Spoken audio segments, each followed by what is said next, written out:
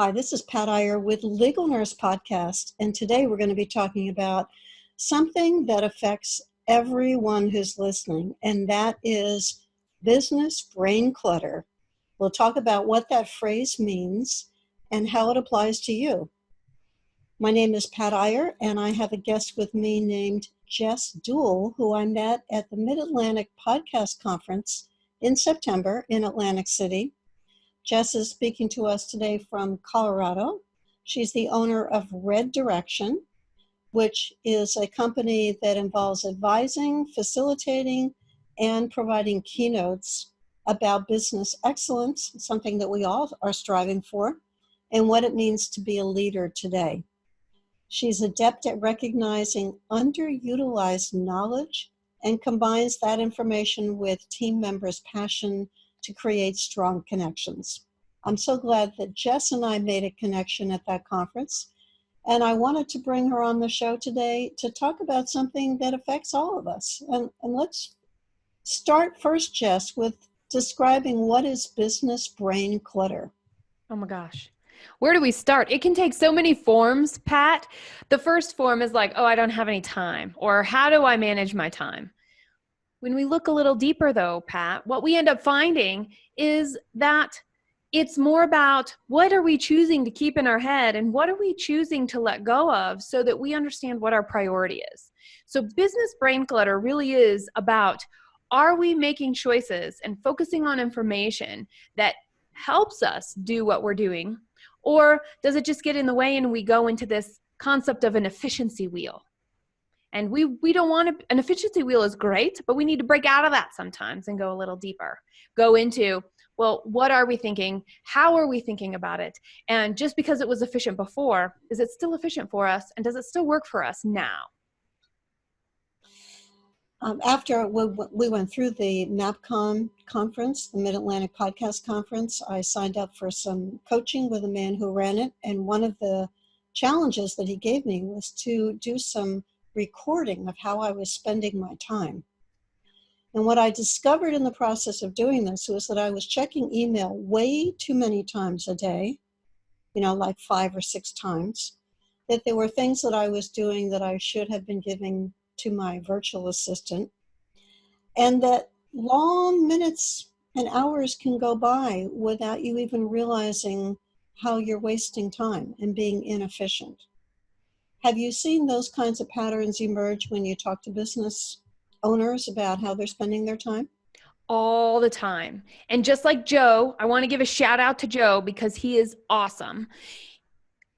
A lot of people have different programs and ways to go through this challenge of what am I doing? And is it the 20% that's impacting me going forward? Or is it the 80% that I'm just doing because I think I'm supposed to do it?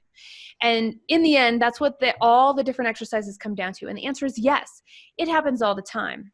And so one of the things that I put out there, and we're going to jump way in, I'm going to go not only in the deep end, we're going to go down to like the depths of the ocean here when it comes to this concept of business brain clutter. And that is we have to take time to make more time. We hear it about mindfulness. When we meditate, we get more done. So by taking time to meditate, we get more things done in a day. Well, guess what? That happens in business planning too. And it's a really out of context concept, and it goes against what we naturally want to have our brains. It goes against the logic of our brains as our thinking brain. And one of the challenges that I give the clients that work with me, whether they be individual people with virtual assistants or senior teams of 10 to 15 people with a whole bunch of employees that are there leading and through, it all comes to the same thing. Can you take a present retreat? And a present retreat was initially sparked by a book called The One Thing. Mm-hmm. And it was written by Mr. Keller of Keller Williams Real Estate and somebody else. Jim, I believe is his name. I apologize for not having their full names handy. But in The One Thing, they say, do what you are good at for 4 hours a day with zero interruption, which goes back to what Joe was talking about and a lot of things that I talk about with business owners. Yet there's this thing where that's still only the thing that we're good at, the craft that we bring to the table, what somebody else values and is willing to exchange money for us to give them, right? There's that value exchange. A present retreat is a slightly different model. And that is, can you take, and this is a little bit of a challenge, can you take 4 hours a week, all in a row, to do nothing but work on your business instead of the daily activities, which is working in your business? Can you give us an example of what working on your business would mean? Absolutely. So in my present retreats, which I do every Monday morning, first thing in the morning, after I get everybody up and out into the world and I come back to my office, I spend 4 hours and I look at statistics, right? What's my revenue? Who are the clients that are satisfied? If people weren't satisfied, or I didn't close deals, or my team didn't close a deal, exploring the reason why. And then actually looking at my competition, because I'm not the only business consultant out there that does what I do. Now, I do have a unique selling proposition that makes me different from them, which is what I capitalize on. And so I bring that concept of what makes me different, this going deeper. What can we do to get to the skills, and what can we do to get to the habits that create lasting change, that give us our true north, that little red point on the compass that's always pointing in the direction that we want to go, that magnetic north. So the working on your business is this big picture, and it's hard to do big picture and go in small picture and do work with the team, the people that are contracting with us, and then to come back out and look at this big picture to evaluate these email opportunities or these collaboration opportunities. And you know what I do? That's working on your business. Does this work for my business right now? Can this help me expand my reach, get me the growth I want personally or within my business, like revenue? And all of those, when they come in a week, I say, thanks so much, I'll get back to you soon. And they go in a bucket. Actually, they stay in my email box, and if I'm smart, I'm tactile. So I will write them down on sticky notes, and I have a mug here, and in my mug, my unicorn mug, goes all of my potential opportunities, because those are things I can't think about when I'm in the details. So I put them in there, and every Monday as part of my present retreat is I pull out anything that came up, any opportunity for collaboration that came up, and then I evaluate them, respond, and think about making sure that it's moving me in the direction that I want to go within my business. Is that was that too high level? Do you want me to get into that a little bit, or did that explain it, Pat? I like the idea of parking some ideas, because many of us get caught up in the bright, shiny object syndrome, and we want to explore those opportunities when they arise and not delay gratification until the following Monday for the present retreat. Right. And it's so easy to get distracted. The people who are listening to this program, as we were talking before we started recording, are marketing, they are doing, they are invoicing, they are planning, they're trying to get more cases in, they're following up on leads that they have received. They've got all those balls in the air, and it's easy to get caught up in working in the business as opposed to on the business. And you know what? It doesn't matter if you've been in business for 3 months or for 30 years. It's still a problem. And it's because of the way our brains are hardwired.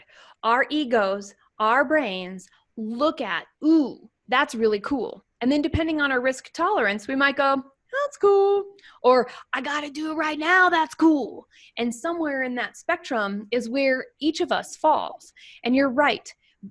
That is a great big piece of brain clutter, because what happens when we go after something that's a collaborative opportunity or a way to grow our business or a way to get more cases?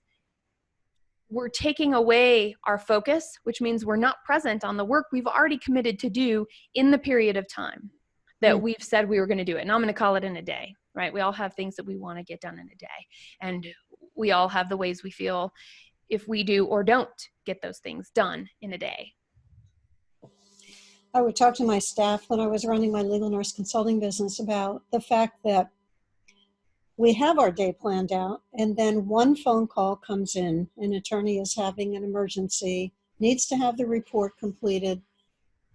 The report has to go out the door, or the records have to go out the door to one of the people who worked for our company as subcontractors. And I found, and I'm thinking about one employee in particular, who couldn't shift. She had her mind made up what she was going to do. She couldn't deviate. She couldn't spring back and find where she had left off. She got so easily derailed that she didn't last in the business. She and I both came to the conclusion at the same time that this was not the right environment for her.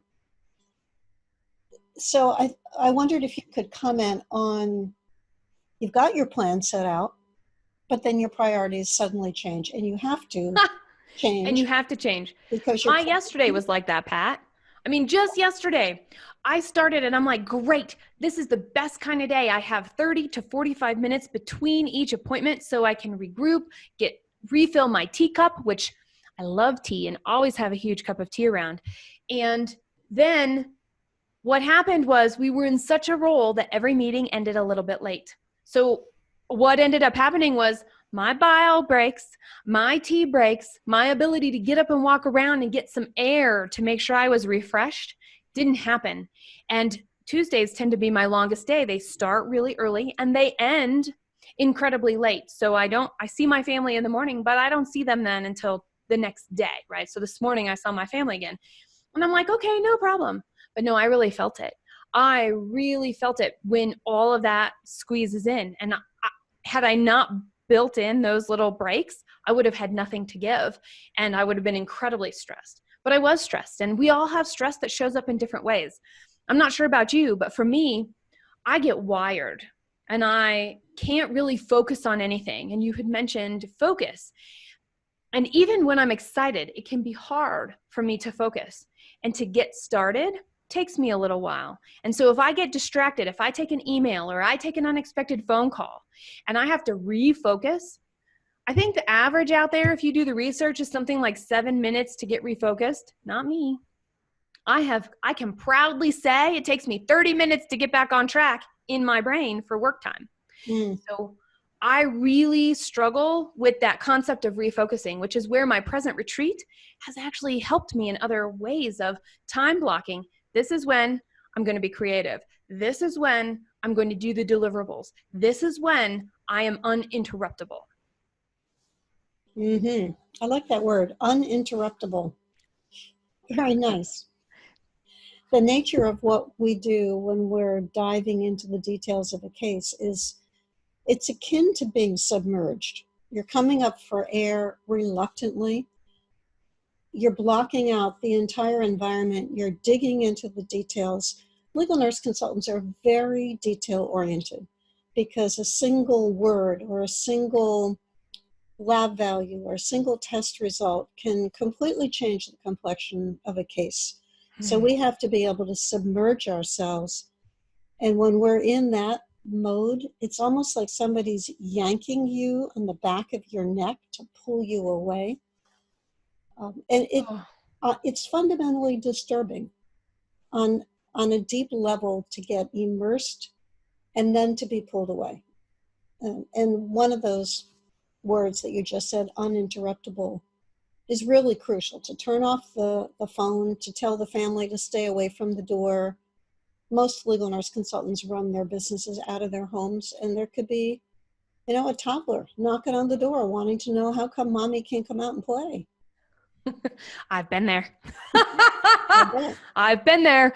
I have a home office and I also have an out of the home office, and I like being accessible. Now, depending on the makeup of the audience, I recognize that women that I work with tend to want to be accessible, which really pushes against that uninterruptibility. And here's the thing. We like to be needed. Everybody likes to be needed. Men, women, every gender. And so depending on how we relate to that, when something comes up and where we're needed, of course we want to show up. So it takes a lot of confidence to go, of course they're going to want me when I'm done. True. And that's just the first part of confidence, let alone the confidence we need to build our business. Let's just talk about our own selves. Well, let's talk about confidence. Since you brought it up, does it require a lot of confidence to build a business? Yes. That would Every fill up single that day. teacup like 1,000 times over, maybe? Or more. I mean, I've been in business for over 15 years and I'm still slaying dragons every single day. Every single day. Now, there are times when it's like, wow, I can't believe this is so good. And I can coast a little bit. But that coasting really shows up later on because it's everything I'm doing now that solidifies what was set up in the past. Yet it's also everything that I'm doing now is solidifying my future. Mm-hmm. And we forget about that a little bit. And it takes confidence to go, hey, I'm ready for what might come up in the future because I'm taken today to be with my family. Or I'm taken today because it might feel like playing hooky and I'm going to call it playing hooky, but I'm going to go for coffee with somebody to just be seen and be heard as me. And remember, I drink tea, so I would use the word tea instead of coffee, but I relish those times. I also relish my yoga mat. And I will tell you, there are days when I'm like, okay, I got to rearrange the day because I got to go get on that rectangle because that's how I'm going to get in my body. And remember, I have what it takes and I can continue to go forward. And I know we all face that. And we all have to figure out what is it going to be that allows us to go, I have what it takes and I can go forward. It's all about confidence. Yes, and I think you just brought up something that sparks thoughts in my mind in terms of what you're describing is also setting some limits of saying, I don't have to work from 8 in the morning until 10 at night. I have to watch out for my own health. I've got to take breaks. I've got to put some limits on work time because when you are self-employed, you don't have a boss who's sitting there saying, hey, it's 5 o'clock. It's time for you to go home. Like I used to say to my employees, I had one employee who consistently stayed 15 minutes, 30 minutes after work because she liked the overtime, but she wasn't there because I told her to stay. She was there because she thought I wasn't paying attention until the end of the year when I realized she'd gotten $3,000 in overtime because all those minutes add up and They do. then I stopped the pattern. But when you're the boss, you don't have somebody saying, leave, the day's over.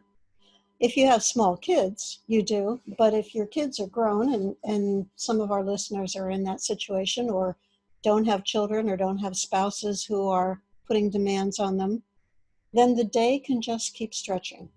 And then what does that do to us, Jess, when that happens? Oh man, there's so many things. So there's a really cool article called The Three Brains of Leadership, the neuroscience behind something else in our brain. I can get you the exact link, so you've got it. In this concept of the three brains of leadership, we have a head brain, which we're used to thinking about when it's business. We're all linear, we're all specific, it's black or it's white, and that's it. There's no gray. Then there are, and some of your listeners may have heard this concept of heart-centered businesses and things like that, or mission-driven. Well, guess what?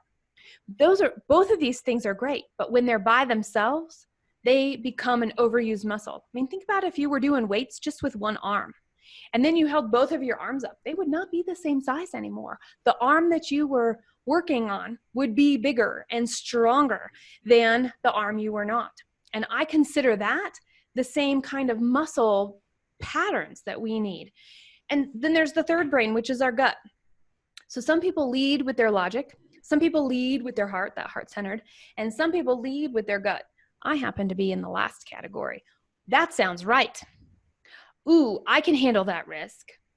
Or, hey, it doesn't matter what the risk is, right? And we all have this language that goes with that. And so if I only rely on my gut, I'm going to fail more. And no matter what happens in terms of the failing, over time that erodes all of our brains and we lose our confidence. And it's really hard to gain the momentum from that back. So one of the things that I really incorporate into the concepts that we work with, which are from strengths that you already have, from the desires and the goals that you already have. And I look at where are you really strong? Which brain are you using?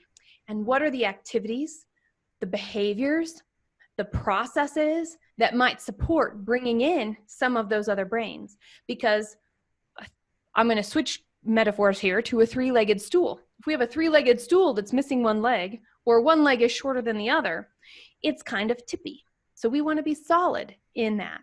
And developing those things will really help us out over time. And it will help us build an internal sense of, I've been working too long and because I don't have any boundaries, I better take a look at the time. And that happens naturally at some natural stopping points. We give ourselves too little credit about the intuition, and all we have to do is open ourselves up to go, hey, you need a break. Our body will tell us. Or if we think we're going to do it because our computer tells us to, and it's not the right time, we get frustrated, which makes us more distracted and less focused. So we have to really figure out, if we're brain oriented, we might need the computer. If we're gut oriented or heart oriented, maybe we can feel it, or maybe it'll sound a certain way. And can we be open to that to balance out the other parts of us and how we react to situations and how we show up in situations for our betterment and for our best self? I would hazard a guess that most of the people listening to us are very well developed in the brain-centered part of their bodies. They're very analytical. In order to be a nurse, you have to be very systematic. You have to be able to follow processes. You have to be, as I mentioned, extremely detail-oriented. We are also trained to care about other people, sometimes to our detriment. And what happens in our field is that an attorney says, oh, Jess, I need you to work on this case. And yes, I'm sorry, it's Friday afternoon at 3:00 and I really need it on Monday. And I really need for you to work all weekend and get this to me on Monday morning. And we say, oh, yes, we're happy to do that. We want to make you happy. We'll set aside our plans. We'll get this done for you. There is a little bit of gut functioning in terms of instincts, which is what legal nurse consultants function with as nurses. We walk down the hall and we go into a patient's room and that patient's color is gray. And the intuition and the critical thinking kicks in. And we say, no, wait a minute, there's something wrong here.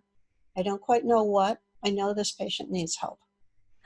But most of us are functioning in the thought processes, the brain part. And maybe we're a little bit out of balance. Can you expand a little bit on tips so that we can be more balanced and get out of our heads more? And I will share with you one more statement that epitomizes this. My sons, who are much more heart-centered than I am, one of my sons said to me one day, Mom, you are too much in your brain. You need to function out of your heart more. And I said, let me analyze that. Let me think about what you're saying. And I started laughing. I didn't get it. You got it. I did. Oh, that is fabulous. I love that that you can have those types of conversations with your children. Oh man, is that so great. Okay. I didn't realize the power of this concept of neuroscience and the three brains of leadership until I started doing those present retreats. Because typically when I think about business, or I have to run a report, or I have to analyze a report, I am looking at things that have shown up on my desk and I'm going to be in a meeting in an hour, or I have gotten, gigantic quarterly reports and I'm pouring through them and I'm getting on a plane to show up in a boardroom and be part of these meetings as an advisor. So, and sometimes it's just was there a change in my website visitors? Why was there a change in the dialogue that I'm having online? Or, so it could be little things as well. I mean, all of those things, they take analytical focus. And what I learned through this concept of a present retreat was that I could not only do what was good for me, which was feeling from my gut, done and go, right? Quick start. It's fun. Let's just make a decision and go on. We can always change it. My tolerance for risk is really high. When I started bringing in my heart and my brain, I realized my brain was second to my gut.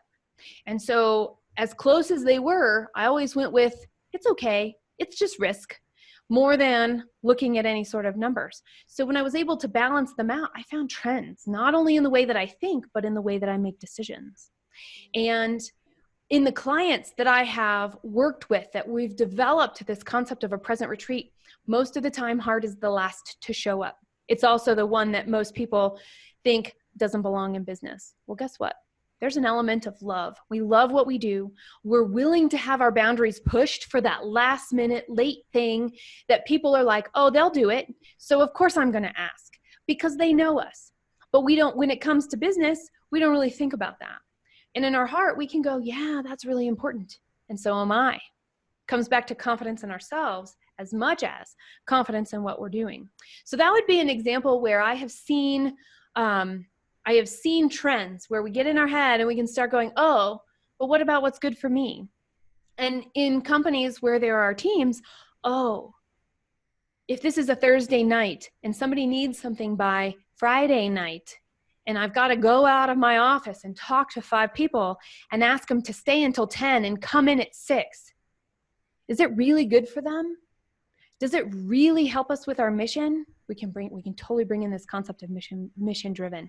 Does it align with our values to make that kind of a serious, monumental ask of the people around us? And if the answer is no, we have to have the courage and the confidence in what we're doing to go back to whoever's asking this of us and say, we hear ya. I can't meet you there. It's hard to do. It's still hard for me to do. Mm-hmm. Whether I'm thinking, whether I'm feeling, or whether I'm responding from my gut. Now, when I use all three, I'm a better communicator. And the leaders that I work with, if they're all up here in their head, rah, rah, rah, is sometimes how it comes across. Curt, short, clear. And if it's heart, it feels and it has expansion and there's a lot of extra words, and sometimes the actual message is diluted. And if it comes from the gut, it's like, yes, no, right? Mm-hmm. And so if you see in your responses to something, one of those things, can you bring in something else quickly? What's number 2 that you respond to? And how would that response change when you add a little bit into the mix of one of the other brains? As we wrap up today, could you summarize for us what a typical thing would look like for your present retreats? Because that concept is fascinating to me. I have heard the concept of working on your business and not in your business. And I have to say, it's kind of white noise. I don't know what that really means in reality. Okay. So remember, I work from my gut. And this trend that I'm going to share, actually, most people I work with are head strong, right? Their head muscle is really strong. So when we go into present retreat, the first thing they go is, that's too feely and I don't have enough concrete evidence at the end of it that it's worth my time. Well, guess what? Working on our business is like saying we're going to be healthy. There is no instant gratification in that. It's just work and it's just awareness. So with that, for all of our people with strong thinkers out there, our thinking brain, let's put that into context. So my experience of a present retreat, when I do this, whoever I do this with, whatever their strengths are, the first 4 to 6 weeks are going to happen like this. Oh, I'm going to catch up on all the tasks I'm behind on. Or, hey, I'm not quite sure what to do, so I'm going to clean every closet in my house. Or I'm going to go and I'm going to look through all the stuff I have in the closets at the office and make sure I know what it is. Or, this feels so good. Maybe I'm going to just relax today. Maybe I need more relaxation. Whatever it is and however it shows up, that happens for the first 4 to 6 weeks of these 4-hour blocks. Honor that. Because what that is doing is that is allowing us to really recognize we don't know fully what uninterruptible time means.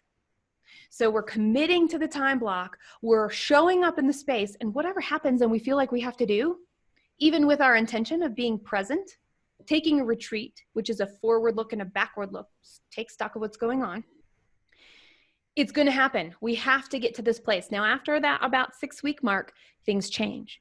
It's like, oh, here's something that happened last week that really has impacted us in this way. Do I want that to happen again?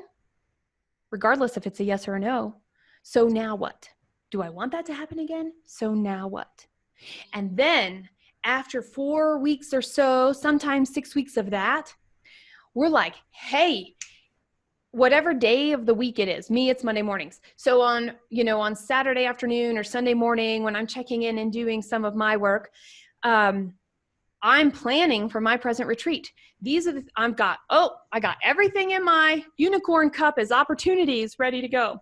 I have all the business cards of people that I have met or need to follow up with ready to go. So I can do my research during that time, so that I can dream during that time, so that I can look at my business plan against that dream and the opportunities and the assessments and go, yep, I'm feeling good, or no, I'm not.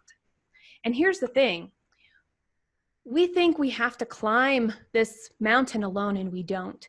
And a present retreat is a great way to just check in, to recognize the royal we, me, myself, and I. And then to be able to use people like you, Pat, as a sounding board, as a resource, so that we know we're not alone, because we aren't. We just have to be willing to say, hey, come climb with me. That's inspiring, Jess. Very inspiring. And I know that some of the people listening have gotten as fired up as I am and are already thinking about how can they find out more about what you offer? How can they stay connected to you? Please share that information at this point, Jess. Absolutely, Pat. Red Direction, REDDIRECTION.com is the best place. You can find all the ways to get in touch with me on social media. It also has a lot of information there. One of the things that I do, because I don't climb alone, I learn from other people, and I do something very similar to you, Pat, and I have a business podcast that's what we're talking about. How do we build a business? How do we build ourselves? How do we do these different things? And that is the first and best and easiest way to get in touch with me and what's going on over there at Red Direction, because it is a bold thing to do to have confidence. It is a bold thing to do something that's contrary to what most people think. And I'm really glad you're listening to Pat's podcast, because Pat, you're allowing people to see things in different ways and you really understand what they're grappling with. And I'm so glad that your audience has you. And audience, I'm speaking directly to you, friend, my new friend, no less. You've got what it takes. Thank you so much. I don't think we can improve upon that at all. And thank you, Jess, for being on the show. Thank you to you who's listening to this. I appreciate you devoting 30 minutes of your life to being part of the show and tuning in and getting inspired and looking at the world a little bit differently. Think about how you can take a block of your time and work on your business and not in your business. What parts of your brain are you thinking with? Are you a gut reactor? Are you a heart-centered person? Are you in your brain, and do you need more balance?